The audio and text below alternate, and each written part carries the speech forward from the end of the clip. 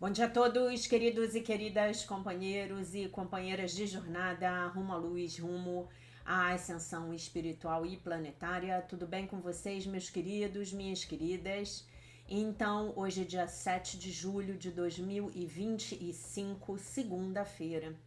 E nós vamos juntos dar continuidade à nossa jornada 2025. É uma nova escolha através dos ensinamentos de um curso em milagres. Hoje estamos na lição de número 188, que declara: a paz de Deus está brilhando em mim agora. A paz de Deus está brilhando em mim agora. Por que esperar pelo céu? Aqueles que buscam a luz estão apenas cobrindo os seus olhos. A luz está neles agora. A iluminação é apenas um reconhecimento e não uma mudança em absoluto. A luz não é desse mundo, mas tu, que és portador da luz, também és um estranho aqui. A luz veio contigo do lar onde nasceste e ficou contigo porque é tua. É a única coisa que trazes contigo daquele que é a tua fonte. Ela brilha em ti porque ilumina o teu lar e te conduz de volta ao lugar de onde ela veio e onde tu estás em casa. Essa luz não pode ser perdida. Por que esperar para achá-la no futuro? Ou acreditar que já foi perdida ou que nunca esteve presente? Ela é tão facilmente contemplada que os argumentos que provam que ela não está presente tornam-se ridículos. Quem pode negar a presença do que contempla em si mesmo? Não é difícil olhar para dentro, pois é lá que começa toda visão. Não se vê nada, seja em sonhos ou a partir de uma fonte mais verdadeira, que não seja apenas a sombra do que é visto através da visão interior. É lá que a percepção começa e lá chega ao fim. Ela não tem outra fonte, senão essa. A paz de Deus está brilhando em ti agora e do teu coração se estende ao mundo todo. Ele está falando do coração porque o coração é a sede da consciência crística. E quando nós começamos a nos identificarmos com o Cristo em nós, vejam bem, prestem muita atenção nisso. Nós começamos a emanar essa luz que não é visível aos olhos físicos, mas os clarividentes veem, tá? A partir do nosso chakra cardíaco. Então, esse verbo aqui, brilhar, ele é real. Se você tiver clarividência, você vai ver o campo áurico de uma pessoa que está num processo de desenvolvimento psicoespiritual e vai poder comparar a luz que essa pessoa emana com a luz que uma outra pessoa que não está nesse processo emana. Ah, uma é melhor do que a outra? Não, absolutamente. É como você pegar um indivíduo bem magrinho e botar ele para malhar. Se você colocar ele para malhar, monitorar a alimentação dele, fizer um trabalho bacana com ele, rapidamente ele vai ficar musculoso. Ele é a mesma pessoa, só que ele treinou e ele se desenvolveu. E é isso que nós fazemos aqui juntos todos os dias. Nós desenvolvemos a nossa musculatura espiritual. Mas essa luz crística, ela está em todos nós. Até no pior bandido, até no Adolf Hitler, que é considerado um dos grandes algozes da humanidade, né? Merecidamente, né? Uma pessoa que tinha um poder fenomenal, um poder pessoal absurdo e usou esse poder para o mal, né?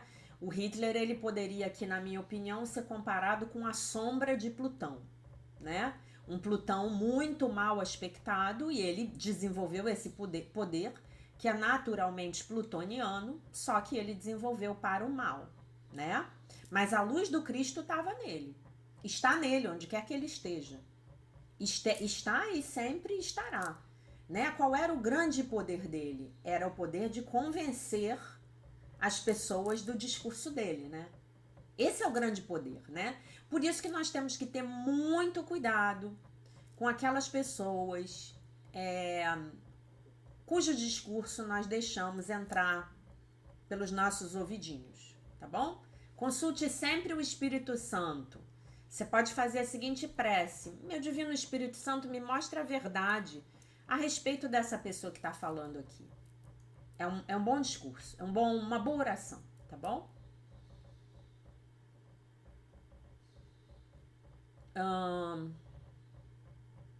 Agora eu não sei se eu li o primeiro parágrafo inteiro, né? Acho que li. Essa luz não pode ser perdida. Por que esperar para achá-la no futuro ou acreditar que já foi perdida ou que nunca esteve presente? Ela é tão facilmente contemplada que os argumentos que provam que ela não está presente tornam-se ridículos. Quem pode negar a presença, eu já tinha lido, né? Do que contempla em si mesmo? Não é difícil olhar para dentro, pois é lá que começa toda a visão. Não se vê nada, seja em sonhos ou a partir de uma fonte mais verdadeira, que não seja apenas a sombra do que é visto através da visão interior. É lá que a percepção começa e lá chega ao fim. Ela não tem outra fonte senão essa. A paz de Deus está brilhando em ti agora e do teu coração se estende ao mundo todo. Foi aqui que eu tinha parado, né? Ela para acariciar cada coisa viva e deixa uma bênção que permanece para todo sempre.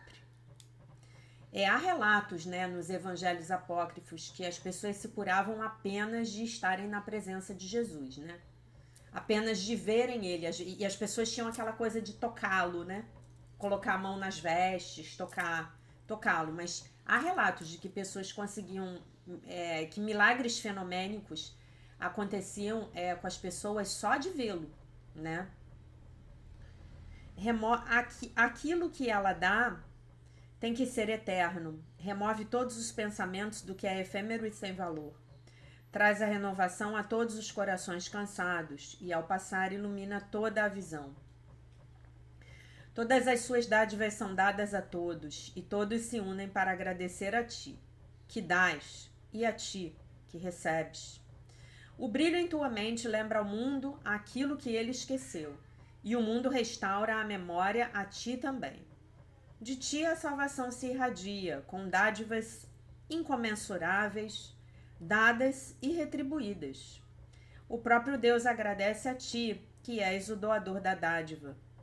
E, com a sua bênção, a luz em ti brilha mais intensamente, somando-se às dádivas que tens para oferecer ao mundo. A paz de Deus nunca pode ser contida. Essa paz de Deus aqui, tá? Pode ser substituída facilmente, essa expressão paz de Deus pode ser substituída facilmente pela expressão consciência crística, né? Aquele que a reconhece dentro de si mesmo tem que dá-la, e os meios para dá-la estão em sua própria compreensão. Ele perdoa porque reconheceu a verdade em si. A paz de Deus está brilhando em ti agora e em todas as coisas vivas. Na quietude ela é reconhecida universalmente, pois o que a tua visão interna contempla é a tua percepção do universo. Senta-te quieto e fecha os olhos. A luz dentro de ti é suficiente. Só ela tem o poder de te dar a dádiva da vista. Exclui o mundo exterior e deixa que os teus pensamentos voem para a paz interna. Eles conhecem o caminho, pois pensamentos honestos, intocados pelo sonho das coisas do mundo exterior a ti, tornam-se os santos mensageiros do próprio Deus. Esses pensamentos tu pensas com ele. Eles reconhecem a sua própria casa e apontam com segurança para a sua fonte, onde Deus, Pai e o Filho, são um. A paz de Deus está brilhando sobre eles, mas eles têm que permanecer contigo também, pois nasceram dentro da tua mente, assim como a tua mente nasceu na de Deus. Eles te levam de volta à paz de onde vieram, apenas para lembrar-te de como tens que retornar. Eles atendem à voz do teu Pai quando tu te recusas a escutar, e eles te incitam gentilmente a aceitar o seu verbo quanto ao que tu és, ao invés de fantasias e sombras. Eles te lembram de que és o co-criador de todas as coisas que vivem, pois assim como a paz de Deus está brilhando em ti, tem que brilhar sobre elas. Hoje, praticamos aproximar-nos da luz em nós. Tomamos os nossos pensamentos dispersos e os trazemos gentilmente de volta ao lugar em que se alinham com todos os pensamentos que compartilhamos com Deus. Não os deixaremos extraviar em si. Deixamos a luz dentro de nossas mentes orientá-los para que voltem para casa. Nós os traímos, ordenando-lhes que se afastassem de nós, né? Quando nós optamos por dar ouvidos ao sistema de pensamento do ego. Mas agora nós os chamamos de volta e os limpamos de estranhos desejos e de anseios desordenados. Nós lhes restauramos a santidade da herança que receberam. Assim, as nossas mentes são restauradas com eles e reconhecemos que a paz de Deus ainda brilha em nós e a partir de nós brilha sobre todas as coisas vivas que compartilham a nossa vida. Nós as perdoaremos todas, absolvendo o mundo inteiro pelo que pensamos que ele fez conosco, pois somos nós que fazemos o mundo tal como o queremos. Agora escolhemos que ele seja inocente, isento de pecado e aberto à salvação. E depositamos a nossa bênção salvadora sobre ele, ao dizermos: a paz de Deus está brilhando em mim agora. Que todas as coisas brilhem sobre mim nesta paz, e que eu as abençoe com a luz que há em mim. Então, essa luz é a luz que abençoa. Essa luz é a luz da presença crística, tá? É a luz da consciência crística dentro de nós. Por isso, Jesus era o Cristo, porque ele estava absolutamente realizado nessa consciência. Na consciência de que ele e o Pai eram um, nunca tinham deixado de ser um só.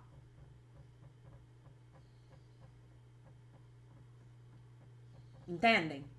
Então, a paz de Deus está brilhando em mim agora. O que você está fazendo quando você pratica esta lição? O que você está verdadeiramente fazendo? Você está efetivamente, como é que eu vou dizer, aumentando essa luz dentro do seu coração.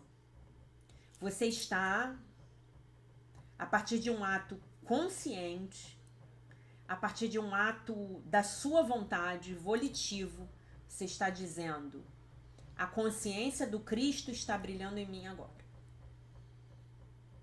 A consciência, a lembrança de que eu sou o Cristo está brilhando em mim agora.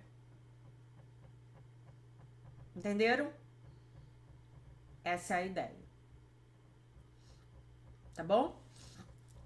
A paz de Deus está brilhando em mim agora, que todas as coisas brilhem sobre mim nesta paz e que eu as abençoe com a luz que há em mim. A grande virtude da consciência crística, vocês já sabem, a grande virtude é a paz. Quando eu estou em Cristo, eu estou em paz. Né? Por isso que eu fecho o vídeo dizendo para vocês, deixo vocês com a paz de nosso Senhor Jesus Cristo. Eu estou em paz. O mundo pode estar caótico. As coisas podem estar desafiadoras para o meu lado. Mas eu estou em paz. Porque eu sei que Deus está comigo. Eu sei que eu e Deus somos um. Eu sei que Deus vai me ajudar a solucionar os meus problemas, as minhas dificuldades. Para o bem maior de todos os envolvidos. Não é só para o meu bem, não. Ah, meu Deus, faça isso assim, assim para mim que vai me ajudar muito. Não. É o bem maior, é o bem de todos os envolvidos. Até mesmo quando uma pessoa... Prestem muita atenção no que eu vou falar. Até mesmo quando uma pessoa resolve vir para sua vida para te prejudicar, e eu vou dar um exemplo extremo, essa pessoa está agindo conscientemente, essa pessoa está agindo deliberadamente com o objetivo último de prejudicar você. Até mesmo nesse momento, essa pessoa, ela está achando que está fazendo algo bom. É louco, né? Mas essa pessoa está achando que está fazendo algo bom. O nível de consciência dessa pessoa é tão reduzido que ela está achando que está fazendo algo bom. Ela tem o ponto de vista dela. Ela tem as razões dela. Talvez ela ache que você é um problema para a empresa onde você trabalha. Então ela está fazendo de tudo para você ser mandado embora. Ainda que ela não seja o seu chefe, tá? Entendem? Quando a gente se coloca nessa posição de união com Deus, quando nós pedimos pela solução do Divino Espírito Santo, falamos disso ontem várias vezes na live, né? Várias vezes. O que acontece?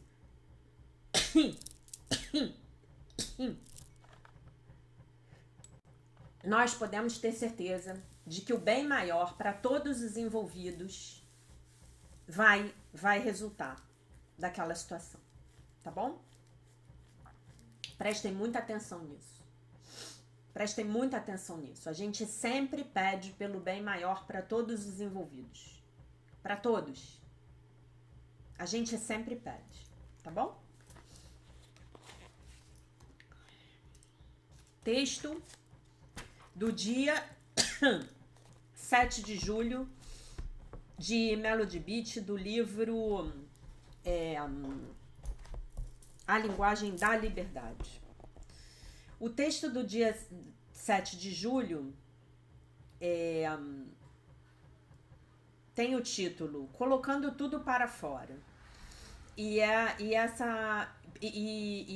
ela cita uma frase: permita-se uma boa sessão de desabafo. E essa é uma frase da autora Charlotte Davis Cowles, tá? Coloque para fora, vá em frente, solte tudo. Uma vez que começamos a nos recuperarmos, podemos achar que não é certo reclamar e resmungar. Por quê? Não temos sentimentos? Não nos sentimos esmagados? Não precisamos colocar para fora ou lidar com algumas partes de nossas vidas não muito agradáveis, não muito perfeitas e nem muito bonitas? Podemos desabafar os nossos sentimentos, correr riscos e ser vulneráveis com os outros. Não temos de estar sempre com compostura o tempo todo. Isso parece mais codependência do que recuperação da codependência. Colocar tudo para fora não significa que precisamos ser vítimas, que precisemos, nos vitimizar, que precisamos celebrar a nossa miséria, encontrar status em nosso martírio. Não significa que não continuaremos a estabelecer limites. Não significa que não tomaremos conta de nós mesmos. Às vezes, colocar tudo para fora é parte essencial de cuidarmos de nós mesmos. Chegamos ao ponto de rendição para que possamos seguir adiante. Colocar tudo para fora não significa expressar os nossos sentimentos apenas com calma. Significa que ocasionalmente nos arriscamos a compartilhar o nosso lado humano. Medo, tristeza, dor, raiva, ira injustificada, cansaço ou falta de fé. Podemos deixar a nossa humanidade aparecer. Desta forma, damos a outros a permissão de serem humanos também. As pessoas unidas também têm momentos não tão unidos. Às vezes é sucumbindo, botando tudo para fora, que nos recomporemos de novo. Hoje colocarei tudo para fora, se precisar de um desabafo, né? Então, eu vou dar a minha opinião. Eu acho que é muito bom colocar tudo para fora, né? E as reuniões dos grupos de 12 passos e 12 tradições são especialmente adequadas para esse processo. Mas hoje em dia eu tenho um pouco de... Eu costumo usar um filtro, né? Que filtro é esse? Eu costumo usar primeiro um filtro que é aquele exercício que eu já ensinei para vocês lá na Jornada de Cura da Criança Interior, que é você escrever tudo e queimar. Então vamos supor que você esteja muito chateada com seu marido, ou você, homem, esteja muito chateado com a sua esposa. Então escreve tudo, solta os cachorros, xinga, fala tudo aquilo que você jamais teria coragem de falar para a pessoa, mas que efetivamente está se passando dentro da sua cabeça, porque nós somos humanos e nós pensamos coisas muito ruins dos outros, muito ruins mesmo. E esse é o nosso lado humano e tá tudo bem, né? Nós temos vontade de matar pessoas, né? Mas nós não fazemos isso, porque nós temos a nossa roupagem de civilização. A gente não vai sair por aí matando os outros. Concordam comigo? Não vamos fazer isso. Mas esse é o princípio da confissão, né? Esse é o princípio original da confissão. Vai lá, confessa para o papel, confessa para o Espírito Santo, escreve tudo. Depois você queima fazendo uma oração. Então esse é o meu primeiro filtro. Se eu estiver muito aborrecida com uma situação. Um outro filtro que eu uso, que eu digo para vocês que para mim funciona demais, porque eu sou muito verborrágica, como vocês já sabem, vocês meus alunos aqui há 5 anos, né? É escrever. Quando eu escrevo, eu consigo ir na medida certa. Na medida do que eu quero comunicar, sem agredir a pessoa. Então eu escrevo. Eu mando e-mail, eu escrevo carta, eu mando mensagem de WhatsApp, reviso. Porque quando eu escrevo, eu posso fazer uso de filtros. Posso falar, nossa, mas eu escrevi isso aqui. Isso aqui é injusto. Isso aqui tá grosseiro. Eu posso dizer isso de outra forma, tá? Mas eu acho que essa ideia do desabafo é muito importante. Outra coisa que você pode fazer também, se você gostar da igreja e tiver um padre da sua confiança, você pode ir lá se confessar, né? Uma outra forma de confissão é a confissão que a gente faz nos nossos espaços de psicoterapia. No seu espaço de psicoterapia, você vai falar tudo com o seu psicoterapeuta. Você não precisa ter filtros. Você pode falar, nossa, eu realmente tive vontade de matar o meu marido com uma serra elétrica. Cortá-lo em pedacinhos, né? Às vezes a nossa raiva tá muito forte, mas aí eu pergunto para vocês, quantas vezes na sua vida você já não ficou com muita raiva porque você tinha interpretado a ação ou a fala de alguém de uma maneira equivocada?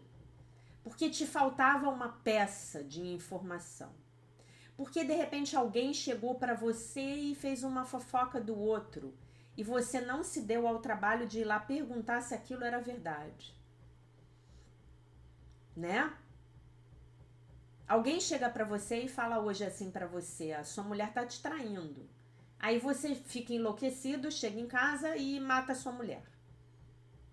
Mas você não parou para se perguntar se aquilo era verdade, porque às vezes nem era, né? Às vezes a própria pessoa que te contou queria alguma coisa ali, teria algum ganho ao ver o circo pegar fogo. Talvez ela possa até ter ficado arrependida porque não sabia que a fofoca dela ia terminar num crime passional. Mas talvez não. Vocês já pensaram nisso? Eu já li na minha vida alguns livros da Zíbia Gasparetto, né? A mãe do Luiz Antônio. E os livros da Zíbia são psicografados, mas são histórias reais, são vidas reais de pessoas que tiveram na Terra como nós estamos agora, né? Inclusive ela data, muitos dos livros dela têm data, sei lá, foi em 1960. Os livros da Zíbia, eu devo ter lido talvez uns 4 ou 5, não foram muitos, mas os livros da Zíbia sempre me impressionaram por uma coisa, que eu vou compartilhar com vocês agora. É você ver a vida de alguém com uma perspectiva, é a possibilidade de você ver a vida de alguém a partir de uma perspectiva que você aqui na Terra, que nós aqui na Terra não temos, quando nós estamos vivendo as nossas vidas, né? E é muito legal, porque aquele espírito, ele viveu aquela vida. E aí quando ele chega lá no plano espiritual, ele consegue ver a vida dele a partir de uma outra perspectiva, de um outro ponto de vista. O ponto de vista de cima, um pouco de cima. Não tá mais lá no campo de batalha do ego, né? E aí ele vê como ele foi tolo e ingênuo ao ouvir certo tipo de conselho, ao se deixar emprenhar pelos ouvidos, né? E sempre é uma frase que eu li em vários livros da Zíbia, é que tinha algum personagem que falava assim: o ciúme é mau conselheiro, né? Então, quando nós estamos tomados pelos ciúmes, seja ciúme num relacionamento, seja ciúme porque alguém no nosso trabalho ganhou uma promoção que a gente achava que era nossa, seja ciúme de um amigo, seja ciúme do pai, da mãe, nós não estamos num estado racional para tomarmos decisões, né? Então, esses desabafos que ela propôs, eu entendo a ideia dela, acho maravilhosa, né? Que faz com que a gente evite de recalcar, reprimir os nossos sentimentos. Eu acho que nós fazemos muito bem enquanto a situação tá muito feia mesmo, a gente poder fazer esse desabafo no papel, né? Que seria uma. A gente tem, já contei para vocês que a gente tem a cerimônia da purificação da mente na Seichonoye, que é a purificação da mente, só que não feita numa cerimônia, feita na sua casa, tá? Isso ajuda muito a nós retomarmos o nosso equilíbrio psicoemocional. Muito. Nos ajuda a regularmos o nosso sistema nervoso central, tá bom? Vou ler agora o primeiro item do capítulo 4 do livro O Sucesso Sagrado, um curso em milagres financeiros. Estamos no estágio 2, rendição receptiva. Esteja disposto a se render, a render o que você é, em favor daquilo que você pode se tornar. Um curso em milagres. Essa frase é de um curso em milagres, tá bom? Essa frase é muito poderosa. Então, a primeira sessão aqui se chama A Lacuna da Cura. Tome um descanso. Um campo que está descansado dá uma colheita mais abundante. Frase de Ovídio, o grande filósofo grego, tá? A minha parceria tinha terminado. Eu estava me sentindo à deriva, sem clareza sobre os meus próximos passos. Mas, em vez de forçar as coisas a entrarem em foco, conscientemente me rendi, permitindo que o futuro se desenrolasse no seu próprio passo. Essa não é uma... Peraí, só um minuto.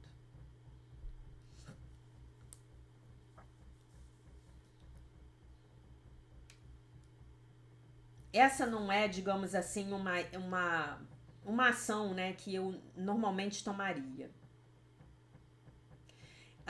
Eu sou aquele tipo de garota que é... Aquela garota, tipo, faz tudo. Vá lá e consiga o resultado, né? Virgem Maria, o texto é para mim. Para mim, rendição era uma palavra pejorativa. Algo a ser evitado por qualquer pessoa com qualquer ambição. E eu era uma mulher ambiciosa. Como eu cheguei a tomar consciência, se você não escolhe essa rendição receptiva, então ela vai escolher você. Quando eu primeiramente entrevistei as mulheres que faziam milhões, eu estava tanto perturbada quanto intrigada a respeito de por que tantas delas tinham sofrido grandes infortúnios logo antes de fazerem suas fortunas. Uau! Isso aqui não é desconhecido, né? O curso vai falar disso. O curso fala muito disso, né? Que às vezes os grandes reveses acontecem quando você está, né, realmente perto de um grande avanço na sua vida. Qualquer coisa, desde uma falência até um câncer no seio, de uma traição devastadora até uma crise de alcoolismo, né? Uma crise não, como é que eu posso dizer assim? É uma falha total, né? Tem uma palavra para isso em português que eu não tô me lembrando qual é, tá? Mas tudo bem, eu vou me lembrar. O sofrimento seria um pré-requisito para um sucesso massivo? Eu me perguntava, de uma forma muito séria. Entretanto, quando eu li as entrevistas, durante esse meu hiato de 4 dias, né, o momento lá em que ela tem essa epifania, eu comecei a compreender. A alma vai trilhar caminhos compridos para obter a nossa atenção, para captar a nossa atenção. A tolerância para a dor pode ser alta, mas não é sem limites, nos avisa Um Curso em Milagres. Aqueles que ignoram o chamado para a grandeza estão aptos a encararem uma grande crise, né, nesse momento. Não como uma punição, ok? Não como uma punição, mas como uma crítica, né? Mas como um alarme, né? Aquele alarme que toca quando a gente quer acordar cedo, né? E ele não tem o botão de soneca. Os traumas servem como pontos de mutação. Muitas dessas pessoas, dessas mulheres que eu estava entrevistando, ela entrevistava mulheres, tá, gente? Mas os rapazes aí não se sintam excluídos, pelo amor de Deus, tá? Eu só não tô trocando aqui todos, incluindo os homens, quando eu acho que realmente não faz sentido. Muitas das mulheres que eu estava entrevistando foram deixadas sem escolha, a não ser andar mais devagar. Em alguns casos, pararem completamente. Frequentemente passando tempos largos, né? Grandes períodos de tempo no desconhecido, tolerando, embora não apreciando a incerteza. Por alguns meses, a única coisa que eu podia fazer era olhar para fora da janela e reavaliar tudo. Disse uma conselheira de investimentos a respeito da sua dolorosa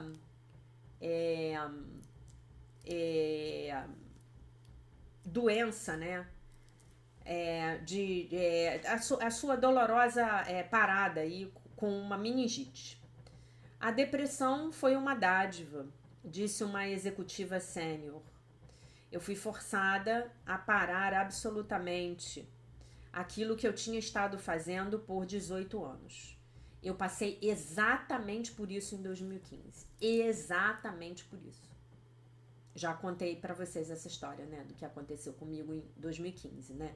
Eu quebrei o pé no meio de maio. Eu quebrei o meu pé direito, eu acho.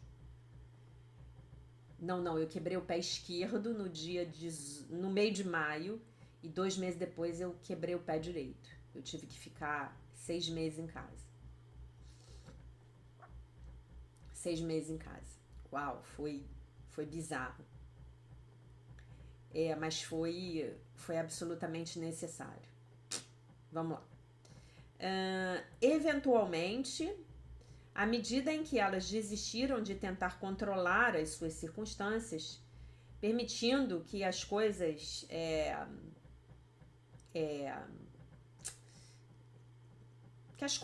dessem errado, né?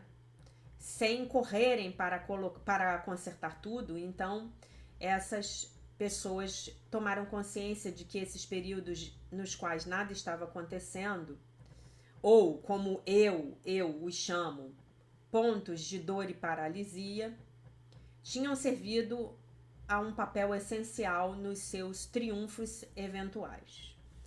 Eu nunca deixei de tentar descobrir quem eu era. Tinham me dito quando eu era pequena que eu era uma perdedora. Disse uma alcoólatra, que se referia ao tempo que tinha passado na clínica de reabilitação como uma bênção disfarçada. Quando eu alcancei o fundo, eu fiquei sóbria e eu perdi o meu medo. E eu então soube que o que quer que acontecesse, eu estaria bem. Eu voltei de um estado de autodúvida massiva para uma confiança de torpedo. Confiança de torpedo é ótimo, né? Todos nós experienciamos crises nas nossas vidas, mas nem todas as pessoas retornam das profundidades do desespero para a cúpula do sucesso. O segredo para aqueles que triunfam não foi um planejamento cuidadoso, mas foi utilizarem esses tempos de parada, como uma mulher colocou, para se rejuntarem, né? se reunirem a si mesmas, né? Os pedaços, e voltarem ainda mais fortes. Essas pessoas tiraram vantagem do que aparentemente seria um limbo, para fazerem um bocado de pesquisa sobre suas almas, autorreflexão, trabalho de desenvolvimento pessoal. Começaram a sonhar grande, né, mais do que nunca. Começaram a agarrar os acontecimentos felizes sempre que eles chegavam.